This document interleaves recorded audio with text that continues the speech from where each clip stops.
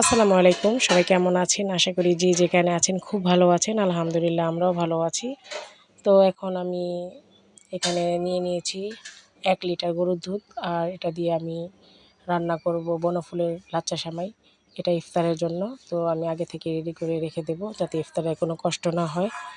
আর এই লাচ্চা সেমাইটা আমার খুবই ফেভারিট, খুবই ভালো লাগে। ছোটোবেলা থেকেই লাচ্চা সেমাইটা, বনফুলের লাচ্চা সেমাইটাই আমার বেশি ভালো লাগে। আর এখানে নিয়ে নিয়েছি আরেক লিটার দুধ। এটা দিয়ে আমি আজকে ফালুদা তৈরি করব। তো এটা আগে থেকে জাল করে রেখেছিলাম। এখন এটার আমরা রাঁধুনি ফালুদা মিক্স ভ্যানিলা ফ্লেভারের যেই হাঁড়িটা আছে, ফালুদাটা আছে, আমরা ওটাই আজকে রান্না করব। তো চলুন এটা কীভাবে রান্না করি আপনাদের সাথে শেয়ার করব। তো প্রথমে আমি এটার ভিতরে যে 2 ধরনের জেলি ছিল, আমি জেলির 2টা পানি দিয়ে ভালো করে ফুটিয়ে প্লেটে রেখে দিয়েছি জমানোর জন্য। আর এখানে দুধটাকে ভালো করে গরম করে এখানে অ্যাড করে দেব হচ্ছে ফালুদা মিক্সটা। আর অবশ্যই দুধটাকে কিন্তু আগে থেকে 1 লিটার দুধ মোটামুটি জাল করে হাফ লিটার করে নেবেন, তাহলে কিন্তু এই ফালুদাটা খেতে খুবই ভালো লাগে। তো এই যে ফালুদা মিক্সটা আমি এখানে অ্যাড করে দেব। তো এটা আমি এখন খুলে নিচ্ছি।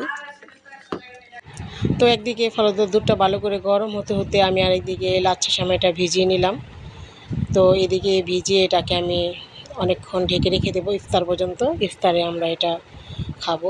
তো এই যে দুধটা ভালো করে গরম হয়ে গেছে, আমি ফালুদার মিক্সটা এটার ভিতরে দিয়ে দিয়েছি। এখন এটাকে ভালো করে নেড়ে চেড়ে সিদ্ধ করে নেওয়ার পালা।